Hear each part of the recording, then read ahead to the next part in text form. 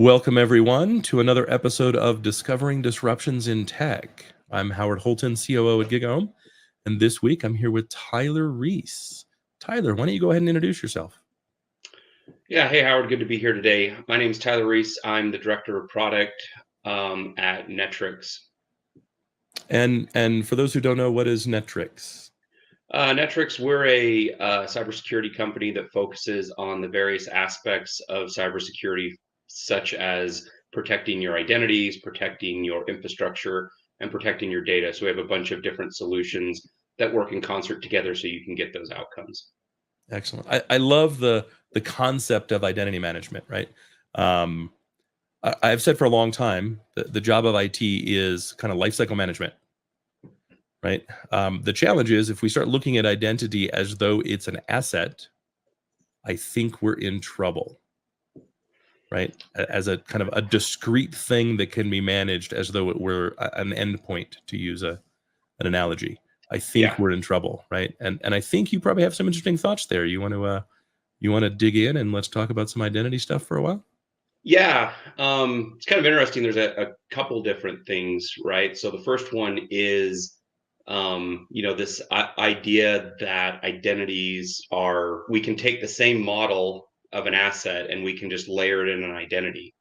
And I'm gonna use a couple of terms and make sure that when we talk, we're using the same verbiage because as all things cybersecurity, when we start talking, we get into we start making assumptions of what terms mean. But when I mean identity, I mean like you, Howard, right? You as an individual, you are an identity.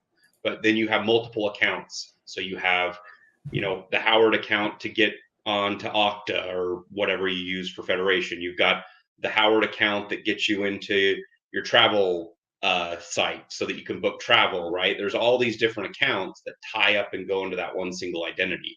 So when we talk about identity, we're talking to you as the individual, and then all those different things that represent your identity in the different systems. And it's important to mention that because when we start talking about assets, it's a very the complexity, and I know that some people that do asset management and EDR, they're going to come after me, and that's fine. But when you think about an issue with an asset, like we have ransomware, and ransomware hits an endpoint, and we contain that endpoint, and then we go about our day, right? Do the remediation, all of that. That there's a very one-to-one there. It's very simple. You can contain it. Usually the blast radius, unless it's a server, isn't that big, and so it's just really, we ransomware still sucks, but at the end of the day, we kind of know how to take care of it, especially if we have the right controls in place, and be able to detect and to control that. The issue that we have with identities now and the associative accounts is that it's a much more complex view, right? Like I hear a lot of vendors now talk about an identity graph, and it really is a graph. Microsoft calls their API the graph API, and there's a reason for that, because what hangs off of that is all of these accounts with all of these resources, with all of these different relationships, and now this complexity chain gets to be really big, because when somebody does something against, like, they want to attack your identity, Howard, because they find value in you, there's all these different places that they can start and they can get to you. And so, when one of the things I talk to practitioners is that, and I saw this out in the wild, is we would start talking about response actions against an attack against an account or an identity, if we want to talk about the broader identity. And the first thing they always say is, "Oh, well, let's just block the account." I'm like, Sure. okay, like that's cool. Like, you can do that, just like you've done that on the endpoint. It's very viable. I said, what happens if that's the CFO Right. and he's supposed to make several wire transfers that day? Like, do you think you'll still be employed once you decide to block his account? Because, or I hope that the signal that you're getting, you're so certain that it's like bad, that if you happen to block it, that you're not going to be wrong, because you're going to have a lot of explaining to do if you want to just full on block that account, right? And so not only do we have the complexity of all the different accounts the CFO might have, which we have to figure out too, but let's just say that we've figured that out and then we want to do a response action. We have to be very careful as to what that is, because again, in an asset, we can just block it, remediate it, put it back on the network, we're good to go. Identity and its associative accounts require a little bit more finesse and what we call like imposing costs. So we may just want to slow the attacker down first and make sure it's actually somebody doing something malicious and not something that's, for example, having a false positive that could cost us our jobs or cost us business continuity. For sure. I mean, the action of blocking a user costs us money, right? Even if you remove the cost of IT to take the action, fine. That user is employed to produce revenue for the company. That's what they do, right? So I don't care if you block the lowest paid individual contributor, right? You've blocked someone from logging into the POS system. Great. Now they can't process orders. Yeah, they can't process store is purchases. down, or that Correct. line of stores is down. Yeah, correct. That POS is down. You drop a POS and you've dropped a fifth of the revenue in that store for those number of hours, right? And yet, you know what's often missing from our user account stuff is a phone number. Yeah. Right? Like, cool, I'm going to block them. The ticket will get updated and they'll get notified on the ticket. Cool, but you've blocked them. They can't log in anymore. How are they supposed to see the ticket? Yeah, well, chicken and egg. You're highlighting a good chicken and the egg problem, right? I'll say conversation we just had this week. We have some software. It does some things. I won't go into all the details, but one of the things was, oh, we'll just send them a push notification to their phone from their IDP. I said, yeah, but what happens if they're disabled or they're locked out? How are they going to get that? And they stopped for a moment and go, yeah, but the app, but it's on their phone. And it was like, no, you have to realize that, again, the complexities of this and the chicken and the egg problems, because once we nip that in the bud, we decide to, block that account or the entire identity. If we know where all of the accounts are for that identity, then all of a sudden, like, a lot of things stop working and we have to refer back to primitives that we may not have anymore because, right. I mean, who calls on a phone anymore, Howard? Yeah, right. And who answers the phone when their phone is called? Exactly. From an unknown number, like right. From a help desk number. Like, I'll tell you what, I'm the first one to admit that on my iPhone, I have the block unknown callers thing turned on because there's only probably 3 legitimate calls I get a week. And one is from my wife, one's from my mom, and the other one's from probably a random friend. So for 100%, right? If I don't have you in my call log, I don't answer the phone. It goes straight to voicemail. And then I may or may not listen to the voicemail. And it may be days or a week before I listen to the voicemail because, well, I don't know who you are. Why would I prioritize that action over some other action? Absolutely. Right. Yeah. And so I think part of this problem comes back to kind of the thesis that we started with, which is identity is not an account. Right. Yeah. An identity is me. It's a person. So I am not a single discrete asset. I am not able to be reduced to a single discrete piece of data or thing to manage. I am a person, and that comes along with a tremendous amount of nuance and complexity. And so I think when we're talking about identity and identity management, we really need to start thinking and considering the dimensionality of a person. And that's where it becomes complex, right? Absolutely. I mean, that's where I go back to, I think, some of the most interesting stuff that's being done in the cybersecurity space. And obviously I'm biased. I've been doing identity for 20 years. So when I see people get really excited about identity now, I kind of sit in the back of the room and fold my arms and go, yep, I'm glad that you guys all caught up to the party. So glad you're here. But no, I mean, there's a lot of really smart people out there bringing to bear a lot of the really, stuff that we didn't have 20 years ago, right? Oh, for sure. Again, going back to, we used to represent these in SQL databases, and we tried to do our best to do that.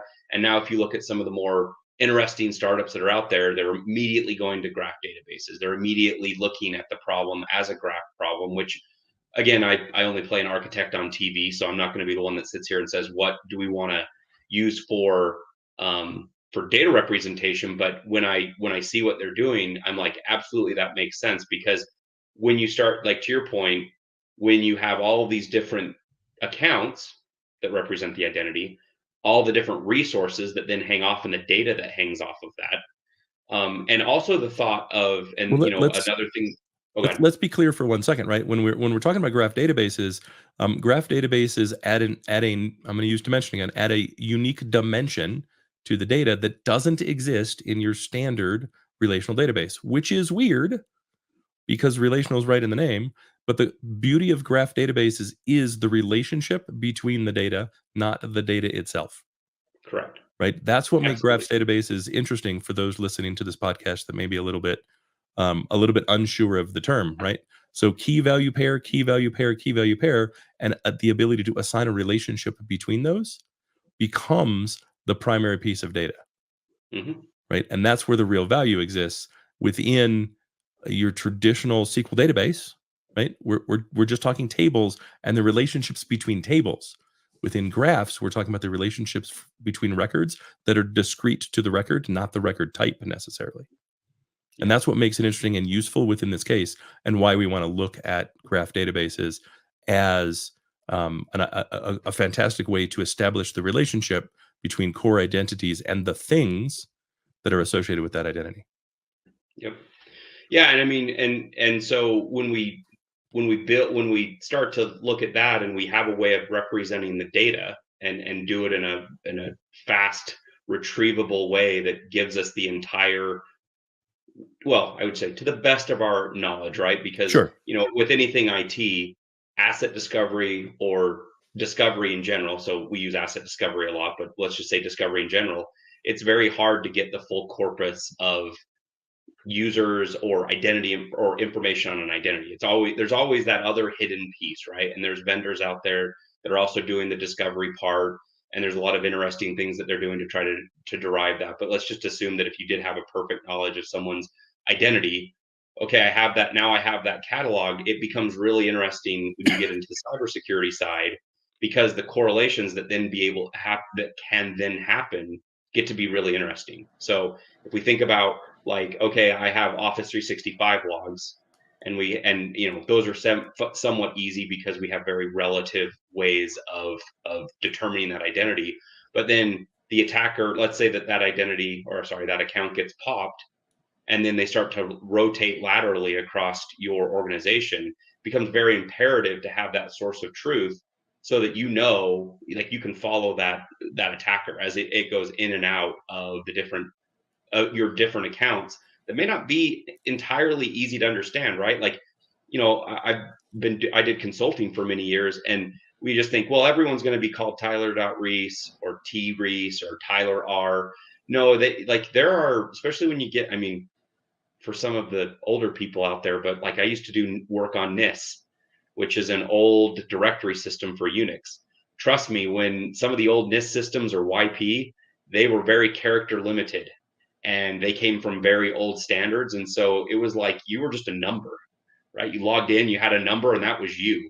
If that, I mean, there's a lot of shared accounts, and we can get into the shared account problem later. But that's what's interesting, though, is where that legacy user accounts live. That's usually where the most rich data is, right? Those mainframes, those systems that still probably have some sort of connection to NIS, probably because that's going to be the back end. We'll use the example. That's your back end point of sale systems with your, tied into your ERP, which has all of this rich data, which is tied into the accounting system. And now all of a sudden, if I can extract that data or start issuing things, that's, really tasty to attackers. And so having that really rich view of identity data helps us when we're doing when we're either red or blue teaming, so that we can understand what's going on in the environment, and we can decipher what an attacker is doing, or if you're on the blue team, what the red team's trying to get to. Sure.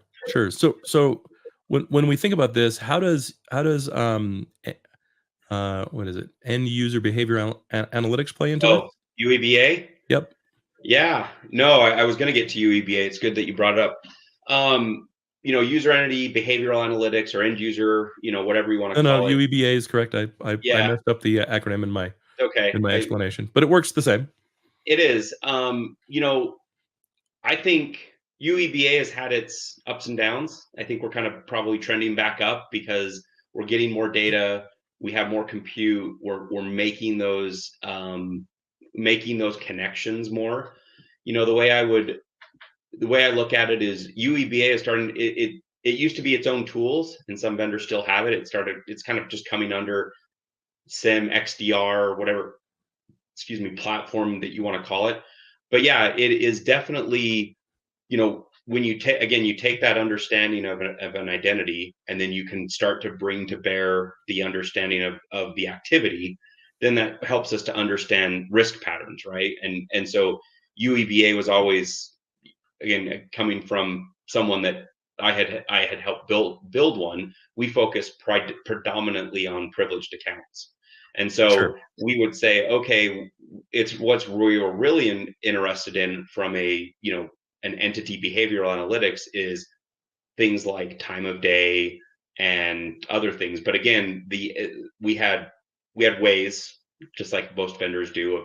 It's not just a static 9 to 5. It's we're going to watch your patterns, and we're going to be able to infer what your actual working hours are, and also infer that if you're an IT admin, it's 3 in the morning, that we can, we try to find ways to not necessarily raise the alarm all the way to 100 just because we see you log in at 3 in the morning on a Sunday, because we know you're probably doing some sort of work, some sort of Sure. maintenance work. Sure. So, but yeah, these UEBA tools are getting better. And there's some really good vendors out there that have really focused in on that problem and taking that data, building out an understanding of the identity, and then that activity data that's created by the accounts to create a good behavioral profile of what these identities are doing, and then try to raise the risk.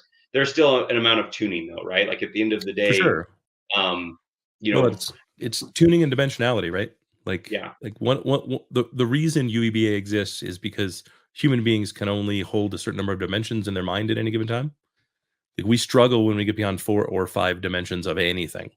Computers don't have that struggle, but UEBA only works if you add that dimensionality, right? Like yeah, if and your dimension is time, your UEBA is going to throw a lot of false alerts, yes. right? So the more dimensionality we get to create that digital fingerprint, the more accurate it gets. But that brings us right back to identity management, right? Because again, if you start a project with the wrong premise, you're going to get the wrong result,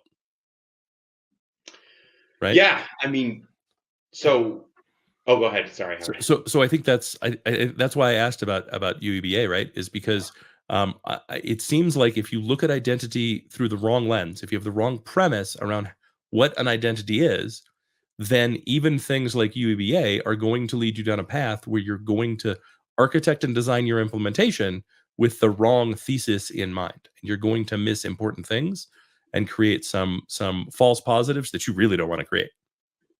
Well, and I think the way I would look at it is if you think of a maturity curve, right? We always talk about that, but like if you're on UEBA, but yet you're not even doing correct life cycle management of your identities, then cart before the horse, I think is what we say, right? Like you need to start at the basics. And I think a lot of us get really, I mean, I just came from RSA. I think you were out at RSA. Everybody, we always go there and we see the hot new things that are out there, and all the pew pews and all the cool stuff that's there. And what we tend to forget is that it's like, yeah, but we still, when we go back to our jobs, we're probably Correct.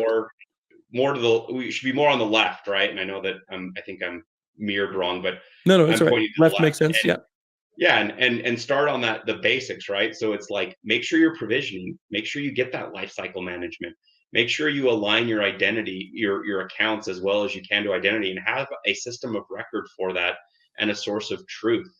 And it seems very basic, but man, I can tell you, though, especially as you get to be a larger company, those are long projects that take a lot of buy-in from the business, because we're not only talking about a cybersecurity challenge, but this is actually a business enablement.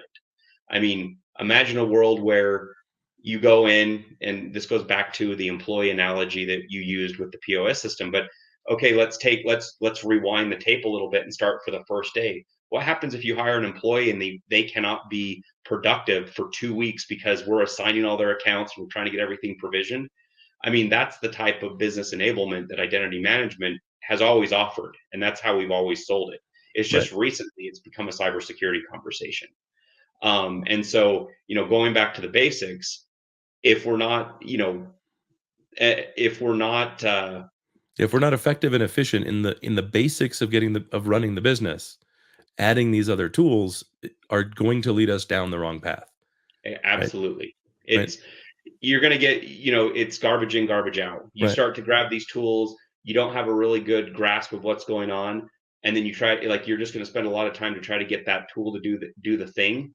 And really it was like, yeah, but if we just would have like sanitized the data and we would have made it right, then the tool would naturally work a lot better. For And sure. that's a paradigm that we use in, I mean, not just cybersecurity, but IT in general, right? Like that's Yeah, just a for sure. paradigm we've had in IT for forever. So You know what I'd love to see, and I know it's impossible, but it'd be really interesting, is an RSA where the vendor floor is aligned to the NIST maturity model. Right. So as that you would go actually be from really cool. be really useful as you go from left to right, you walk through from maturity 1 to maturity 5. And so I would say you like could start on the South Hall and then right, you just get all the way right. and we get and then everyone has to start on the protect side. By the time you get Right. to recovery, you're just like, okay, you're already beaten down because you've had to walk the whole gamut. Well, So what would be interesting about it too is to do like heat mapping. So you could mhm. see, hey, like I get that you're selling a protect level 5, but you realize no one made it past level 3. Yeah. You know what I mean? Like everybody's clustered because that's what I want. I want to know. I don't want to know what's going to help me move from 1 to 5 because it's impossible. That's a big journey. I want to know what's going to Yeah. help me go from 1.7 to 2.1, Absolutely. right? Or 2.9 to 3.2, right? Like I want to know what's going to help me in my business, and that's impossible to find on the floor. And if you reorganize it that way, again, it's never going to happen because there's too much money involved. But it'd Yeah. be really interesting to see kind of, oh, we got a lot of like all of our customers are clustered in these areas. So it's not only where they're interested, but also the needle they're trying to move. We might be in the wrong position because we're a 4 and everybody's at a 2.2, Yeah. right? No one made it beyond 3. Yeah. No, and actually love the idea because in theory, you could actually, with all the tracking they do, you could meta this and metadata on the booths and everything. Anyway, it's now you've got me thinking, but that's It'd be another thing. awesome, right? Like It would. I it'd be the mean, most useful cyber conference ever, and everybody'd stop hating the vendor floor.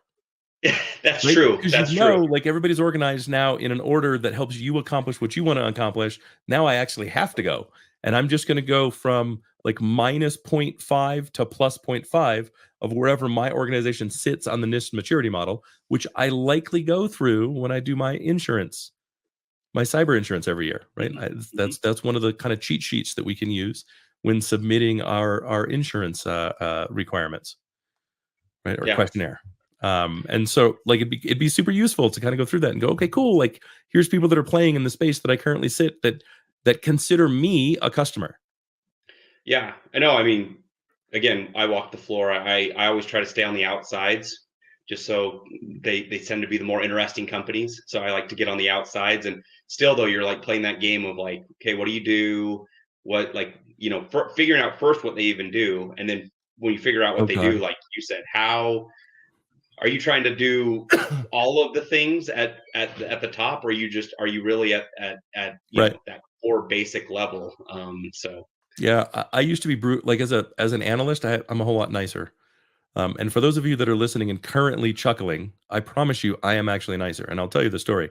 When I used to go to these events, I would pull the RFID card out and put it in my back pocket, uh-huh. right? Or I would cover or cut off the QR code, right? So So sure, then when you can see my badge, but you can't scan can't me, scan me, yeah. right? And I would just walk the booths, and they would go, can we scan you? Can we talk to you? And I would just go, no, I don't. Like, you have a booth, you paid $100,000, and your booth doesn't tell me what you do. I'm out.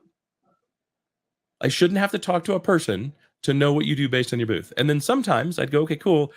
It seems like you do this. Yes, that's what we do. Cool. Can you define it for me? Because there's 4 buzzwords on your booth. Uh-huh. Can you define each of those things? Well, what do you mean? Well, I mean, you have 27 words on your booth. 7 of them are buzzwords. I'd like you to define each of those and what they mean to you. Like, you only have 27 words. You should be able to do that. Is your tagline. Uh-huh. Yeah. No. Okay, cool. Bye. I'm out. No, you can't scan me. No, I don't want your crap. Like, if you can't tell me right now simply what you do, why would I waste my time? Right? I will say, Howard, on that subject though, I was surprised. I was surprised at how I was expecting more AI push at RSA this year. It was not as big as I thought it was, which it was still big, but it wasn't as big as I thought it could have been. So Yeah, it was a pretty. I got COVID for RSA, oh, so okay. that was my gift. I tested positive Sunday before my Monday flight. Thankfully, I tested. Like I will say, like now I get sick. It lasts more than 24 hours. I've got a COVID test in my hand, and we're testing. So I missed RSA this year, unfortunately. Okay. But I've been watching all of the content on streaming, and all of the keynotes are still pretty AI heavy. Okay. Yeah, and I missed the keynotes. I'm the guy that was on the vendor floor, so Sure. where you were not able to be on there, I was making up for that. But yeah, but I do like to just walk, and to your point, there's a lot of militant scanning going on. So it was like, no, don't. Just because I Yeah. walk by you doesn't mean you get to scan me. Yeah. So. Yeah, I, honestly, if I were ever to have a booth, I would just set up barcodes like the barcode scanners used in manufacturing or logistics. I don't know if you've seen those, Mm-hmm. but they're basically 360 degrees. So no matter Oh, what angle you're at, you can always scan. I would just set the booth up that way. Like, I'm not even going to pretend. It's fine. I'm not even going to pretend. I'm just going to scan everybody that comes within 70 feet. It's fine. I'm sure that there's something against. I'm sure somebody there's a had to have TOS. Yeah. thought that. Yeah. So I am certain they ban you from doing that. However, oh yeah, that's probably why I'll never have a booth. That occurs to me. So what do you recommend people do for identity management? Like let's say I'm listening to this podcast or I run across something, and I'm like, oh crap, I don't think my company is doing identity management correctly. What are like the 3 or 5 like getting started best practices? Here's some quick wins you can get by changing how you think about identity management and doing the following. Yeah, I mean, the first thing I always say is like anything else, inventory what you have, right? Like what you don't know what you don't know, so at least figure out what you know. And I always say start with the big stuff. AD, Azure AD, Okta, Ping, like whatever you're using for what I call identity infrastructures. Because if you don't know what's going on there and something gets popped or it's misconfigured or whatever, that's usually a bigger blast radius than, oh, there's this Unix server that's in the corner that no one's touched. The guy left 20 years ago and whatever. I mean, maybe there's a lot of data there, but if you don't have a good map of what your risk profile for your assets are, then if you just start from absolutely knowing nothing, start doing an inventory of the identity infrastructures, because that's kind of where the biggest problems could occur the quickest. Sure. After that, and you probably want to almost immediately correlate that against HR data, right? Like, who are our active employees? Can we at least validate that only active employees have an identity within our master identity system? correct. Yeah. I mean, that I would say, if we're talking about maturity, that you're getting up there. You're getting up there, but it's the next rung. But yeah, I mean, the next thing would be, if you've never done any identity management, and I tend to see a lot of customers that do this, they're using like ServiceNow tickets or an ITSM type of ticket workflow to at least do some sort of provisioning. So if you haven't done any automation, which is not optimal, but that's okay, you're in good company. There's lots of people that do that. Then, to your point, Howard, the next thing you'd want to do is, okay, let's start to actually, after we've done some sort of take stock, let's actually start figuring out what's right and wrong. Human accounts are actually fairly easy, right? Like, it's pretty easy to go to HRIS or go to HR and go, hey, give me an Excel sheet, lists the name of the person, the department, the title. Like it's other than maybe if you had like an employee change a name or something, like you can correlate those pretty easily. Where it starts to get more difficult is the non-human accounts, because that's sure. when it was like, okay, 15 years ago we built this application and somebody needed access to Active Directory, and so John, who was also buddies with the IT guy, looked over the corner of the cubicle and said, hey, can I get an Active Directory account so I can go do some LDAP queries to get some data? And so John gives them it, and then the next thing the developer's like, oh, now that I've got this thing, I'm going to just use it everywhere, because like I don't want to have to go ask John again. Like that's he's got a lot of stuff going on. It just works. And so those service accounts or those non-human accounts get to be really gnarly because you got to figure out where they're at. And there's some ways of doing that, and that's probably for another show. But that inventorying for both the human and non-human and that correlation is exactly right. That's that's the first start, especially when you layer in the cybersecurity aspect of it, which is if you've got any human accounts, especially that are not like disabled, then that's a huge security violation. And if you're being audited, if the auditors haven't picked that up already, they will, because that's something that just can create all kinds of problems. So For sure. That's kind of the first one. I don't know if you have any questions or anything else you'd want to ask about that, but that's usually where I always start on the discovery phase, get that correlation in there, and then we could talk about what you do to move on to the next phases. Sure. I mean, I would say, kind of to your point, right?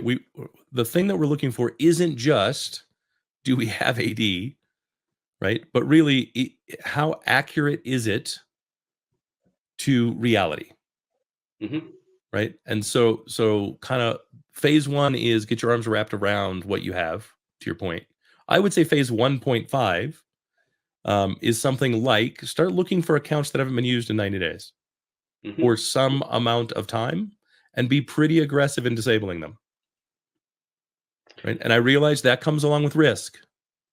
Right. But if you're going from 1 to 1.5 and not 2 to 3, right, then we probably need to be a little bit aggressive initially to reduce risk.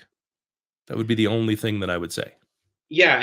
And so, when we start talking about like the next phases, then it's the action phases, right? So we've done our first phase of like, let's build out the corpus of data, figure out what's there, tag it, whatever. Then we start doing the actions, right? So now we're going to disable accounts.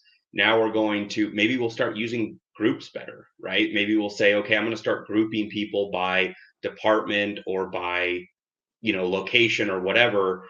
And that helps me just for some sort of natural way of being able to run reports and do other things. Sure. And then we say what? It's funny. Like I got my MCSE in 2000. Mm-hmm. Maybe it was 2002, but right around that time. And the rule that stuck with me more than anything else with Microsoft is AGDLP. So add users to global groups, add global groups to local domain groups, add local domain groups for permissions. AGDLP. Oh, uh-huh. Right. Yeah. And the number of times I see people that have no concept of using groups at all. It's like, guys, do you not realize how hard it is to audit what you're doing when you don't follow those rules, and how much it becomes just the wild, wild west? Oh yeah. I mean, different life. I did a lot of privilege account management, and when you would tie single accounts to single human accounts to single privileged accounts, and then that guy would leave, and then it's like, oh, well, somebody would have to go in there and try to figure it out. And the auditing was horrible. And, on the same point, I think, again, I built a lot of AD bridge products. And so, the stuff that would get Linux machines onto a domain. Oh, yeah, so yeah. Kerberos and all of that is really fun. And I guess, as a total aside, Microsoft really pounded into our heads, be careful about how many groups you use because of token bloat and all of that. And you still need to do that, but in later versions of Active Directory, they really fix that through compression and stuff, and being able to do the pack processing better. Yeah. So I remember the days when when we had multiple domains, because the number of objects was so low, no reasonable enterprise could get away with everything being in a single domain. Uh-huh. Right. Oh, yeah. The war stories we could tell, empty root domains and all kinds of stuff. Like, I could show up to a company and be like, oh, you're running an empty root. I bet you had Microsoft Consulting Services here in 2001 that had you deploy this. Right. So I'm willing to bet you might have had a Windows NT domain at some point, and you just migrated everything into Active Directory, and they did that as a subdomain, didn't they? Because you had 5 Windows NT4 domains. Oh, how did you know? The fingerprint exists. Yep. And I have the scars from it. Yeah, absolutely. Yeah. So, but I mean, back to the, what do you do with identity? Yeah. Then you move into those actions, right? And so, the nice thing is obviously there's vendor solutions out there. We have vendor solutions, but I mean, even going on GitHub, you'll find pretty good PowerShell tooling even today. So if you want to do some amount of automation and you want to like, oh, hey, I'm going to pull from my HRIS and do some basic provisioning, and you don't have a budget to be able to do this, if you want to get out of the manual, help desk ticketing back and forth, hey, look at John started. Okay, now we're going to open up 23 ITSM tickets and one of them is going to go to, whoever. And then you just start kind of banging these out. And at least you have some sort of audit record. If you want to get into the more of the automation phase, I mean, Microsoft has and I know we've focused on AD, we'll just keep on AD, but most vendors, if you're an Okta shop, Okta makes it probably even a little bit easier. But they all have APIs. And so, I've seen people use things like Zapier or Celigo. They'll pull data out, they'll transform it, and then they'll kick it into Active Directory or they'll kick it into Okta. So I want to pause right there for a second, because you view that as an option. It is not an option. Like, let's be clear. This is 2024. If today you want to move into maturity 1, great. From 1 beyond, automate. Do not manually do this. Learn, and I highly recommend learn the PowerShell first. Mm-hmm. Right? You don't have to like the PowerShell. No, I don't. The very few people really like the PowerShell, but learn the PowerShell. Like, learn PowerShell queries to pull the data that you're looking for. You don't have to worry about a high level of filters. Just one. Like, just learn the PowerShell query to query 80 users to figure out all the list of users that haven't logged in 90 days. Learn that structure and learn how those things work, right? And the same thing for computers and a bunch of other things, right? It's on GitHub. Like, I mean, it is. You could go today, you could be listening to us now, go to GitHub and you'll find 50 different examples. In fact, there's probably a commandlet that makes it like show whatever, right? Like, I mean, it's very easy. For those that aren't PowerShell savvy commandlets, think of them as pips. So. Sure. Git 80 user dash filter star properties last login date were objects. It took me 4 seconds to find the actual thing that you could run to turn this around. And again, right, don't worry about, does this give me exactly the data that I'm looking for? Instead, look at it from the perspective of understanding how the nuts and bolts are supposed to work. The next thing that I would recommend, to your point, right? Okay, maybe you don't have the budget today because you can't show the value of a tool like Netwrix, right? But you should be able to get Zapier or Make or one of those kind of automation tools. And the beautiful part about those is the integration of GPT. I know this is going to sound weird, but one of the hard things for people to do is go, great, someone gave me an Excel spreadsheet. How do I take that Excel spreadsheet and turn it into the data format that I need? Haha, it's amazing. You throw it at GPT and say, hey, take this data and turn it into this. It's an amazing kind of basic data transformation tool. It's not ETL, right? But when it comes to getting the basics done, it does a fantastic job. And those are integrated in all those low code, no code platforms, right? So there's an amazing amount of stuff that you can do that you can figure out in a few minutes, in a few hours, watch some YouTube videos, and you can make some progress and firmly be within that kind of, maturity model level 1 to maturity model level 2 space, right? And make some big progress today.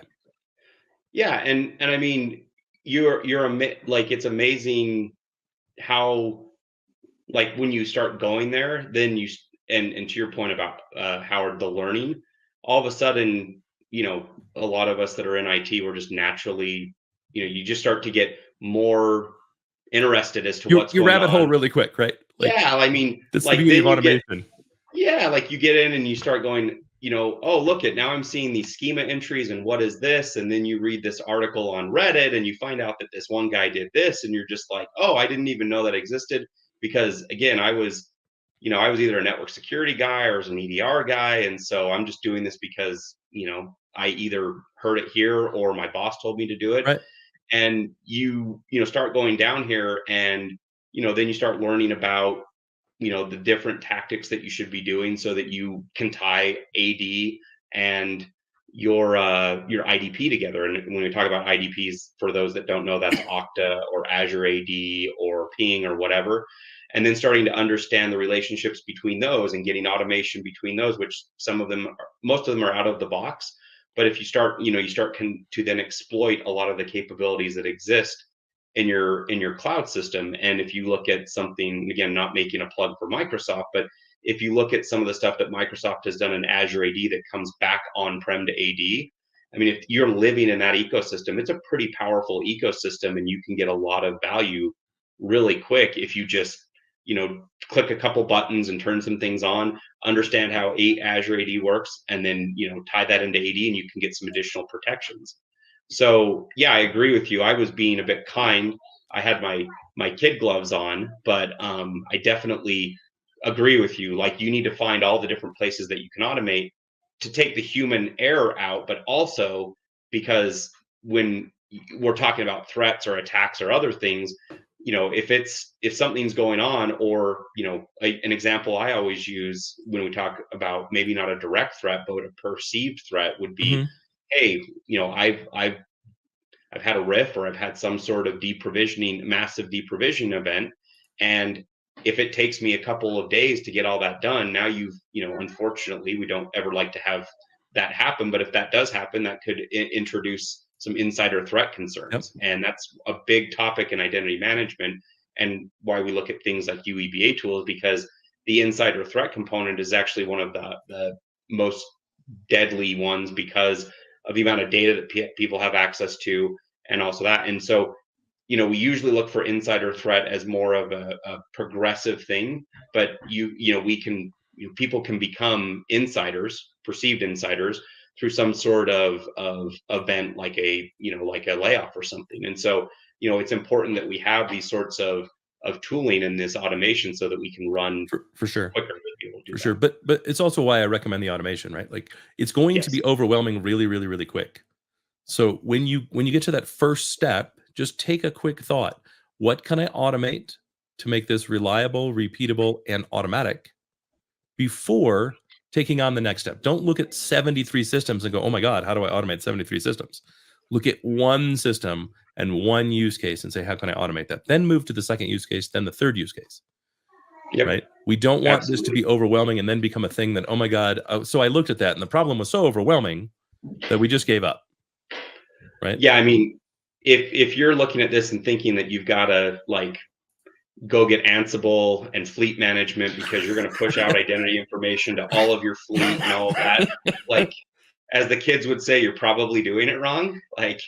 Let's start with AD, Azure AD, Okta, even LDAP. I mean, maybe you have an LDAP system. Start with those big identity systems, but worrying about what's going on any individual system, unless it's like a Linux system that probably has some really high value stuff, but get to that later. But yeah, if you start down this path and then quickly end up in Ansible or something, trying to push identity information out to every individual system, you're probably going to be in for a rough ride, right? Yeah.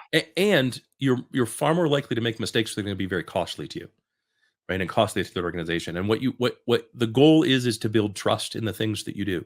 And so when we start small, when we automate so that we're reliable and efficient and effective, we add trust, right? And in adding trust, you're going to find you're going to then get support, right? Hey, I was able to automate these first 5 systems. I automated Okta, I automated Active Directory, automated email provisioning and deprovisioning, and I automated a ticket that kicks these things off. Mm-hmm. Right? Those are the big 4 for every organization, right? I automated adding access to our Oracle and SAP or SAP ERP system. Great, right? Cool. This is where I've stopped because, well, I've run out of time, and there's 750 more systems that we need to integrate. I think a tool would be good. All of a sudden, the argument for the tool makes a whole lot of sense. Yeah. Cool. I've seen the value from that automation. You've made it consistent and exposed a weakness. Now that's become a priority. Now we can start talking about tooling, and the conversation's a whole lot better, rather than, I don't know what I'd use a tool for. No, I clearly know what I use a tool for now. I clearly know what that investment is, and I clearly know what the benefit analysis of that investment is. Well, I can tell you, being on the vendor side or on the partner side, we appreciate it when you've started, because then you get educated enough to know what else you need, right? We love to have these conversations. We love to talk to customers and understand how we can help you.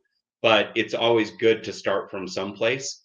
The hard conversations are always when you say, I want all of the identities, right? And it's like, well, Right. what does that even mean, right? So coming in and going, oh, I started here. This is, look at what I did.